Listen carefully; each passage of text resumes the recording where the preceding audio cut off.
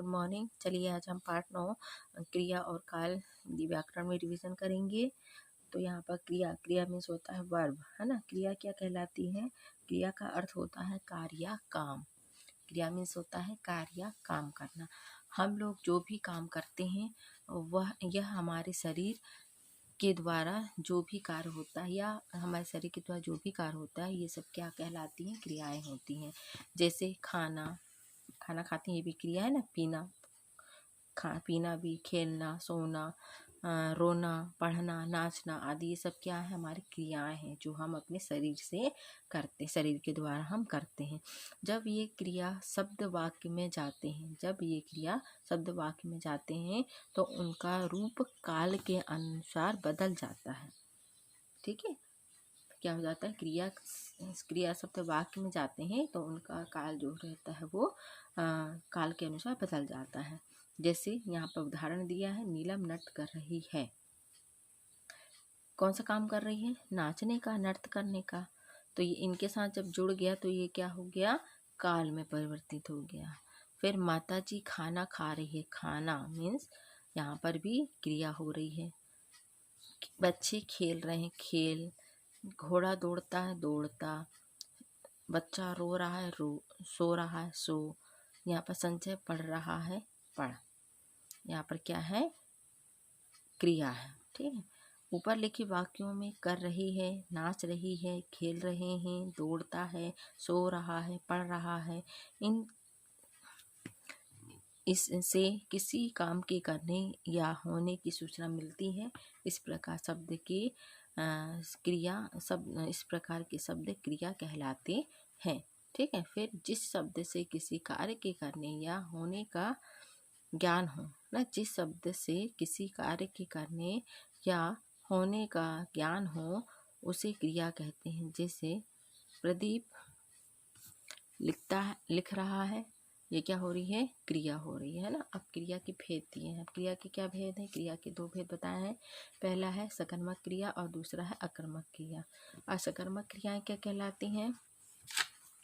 वे क्रियाएं, सकर्मक क्रिया का अर्थ कर्म के साथ रहने वाली क्रिया। कर्म के साथ रहने वाली क्रिया अर्थात जिस क्रियाओं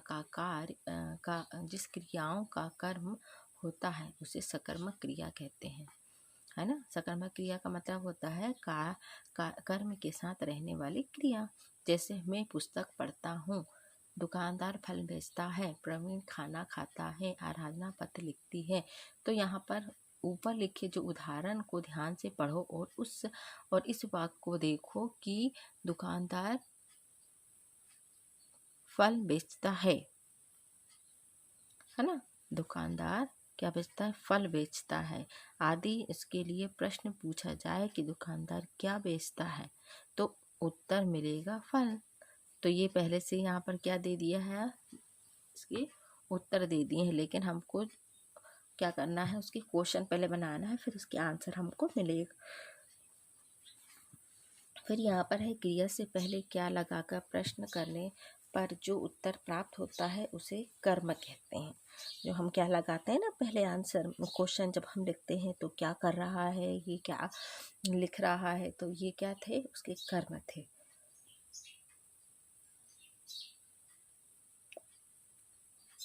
ठीक है। कर्म के साथ रहने वाली क्रिया सकर्मक क्रिया कहलाती है। अब दूसरा है अकर्मक क्रिया। क्या होती है अकर्मक क्रिया?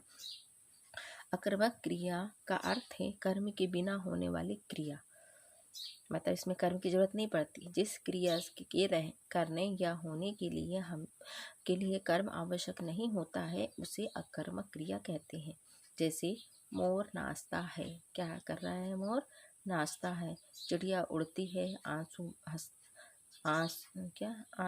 हंसती है।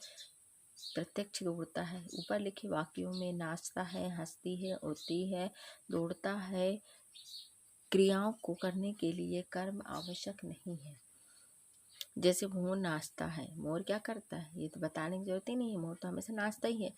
इस वाक्य के लिए यह प्रश्न नहीं किया जा सकता मोर क्या नाचता है, सेम क्वेश्चन हम नहीं करते। अतः ये सब अकर्मक क्रियाएं हैं। जैसे हंसना, रोना, सोना, उठना, चीखना, जाना, चलना, फिर मुस्कुराना, फिर उड़ना आदि। ये क्या थे?